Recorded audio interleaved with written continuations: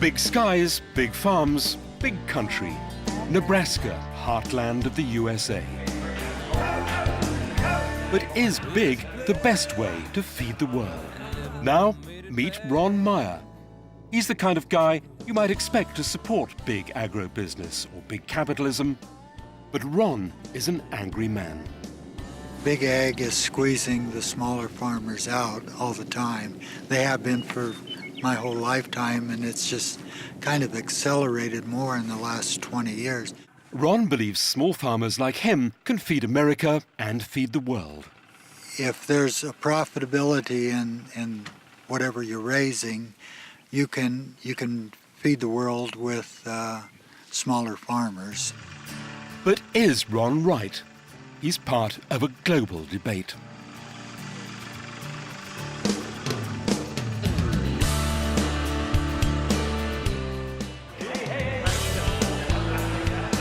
So now say hello to Big Ag, the annual get-together of the Nebraska beef industry, the Cuming County Banquet. That's a knife, I'll tell you. That's a good knife. Things have changed. You just can't do things like you used to do it. I can give you numerous examples. I used to have a neighbor that had a quarter section of land, and that's what he and his wife lived on, made all their living on. Now, you just can't do it that way. The prices, the cost of things, the equipment, the machinery, it's just not feasible.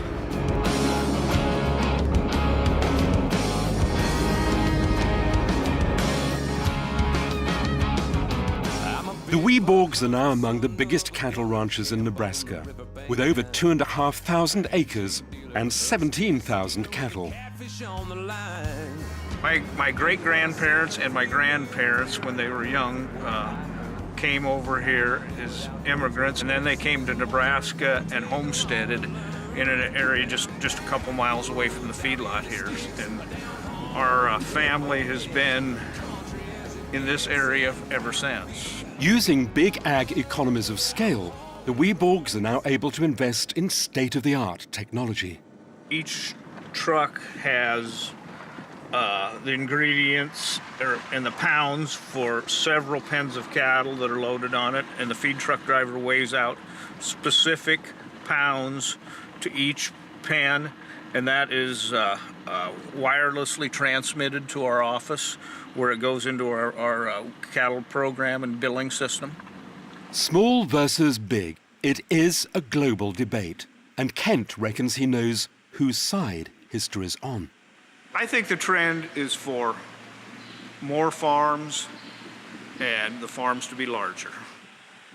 Large-scale farms are more competitive. They are able to sell food at lower prices on markets because they do achieve economies of scale, which are difficult to achieve when you're a small farm.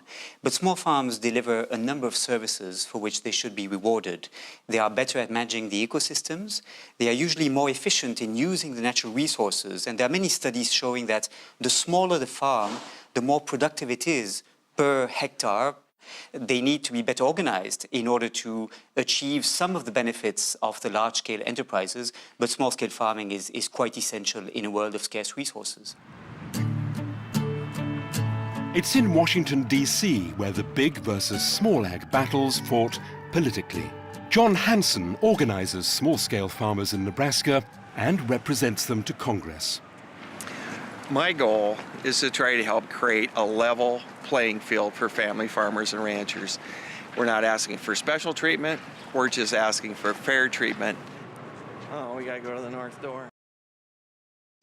But Big Ag fears regulations that help small farmers can interfere with the free market that's helped the US become the world's biggest cattle and grain exporter.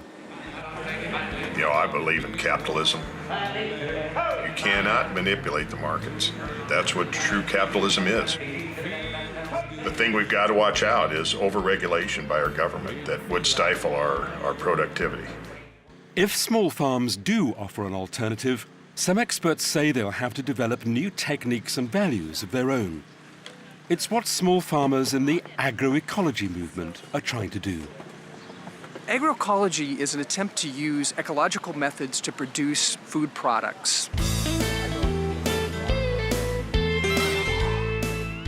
Nebraska farmer Kevin Fulton didn't always cuddle chickens.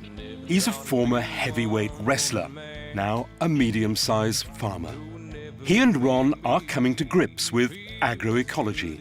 Like Vietnam vet Ron, Kevin's hardly a hippie, but he is proving a successful alternative farmer. You know, people think of big industrial agriculture as intensive agriculture, but what we're doing here is way more intensive.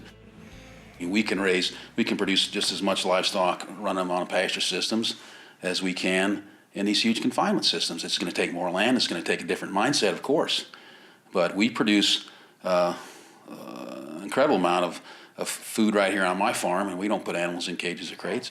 And I have interns in here that are on the internet every night looking at different things and trying to figure out problems. It's a problem-solving type environment, and that's very stimulating, really. You know, if we had put as much money into research for eco-agriculture as we have into big ag commodity agriculture, well, we'd be in a whole nother ballgame right now. A whole nother ballgame. With some support from the government and imaginative new ways of farming, maybe small ag won't be overwhelmed by big ag after all.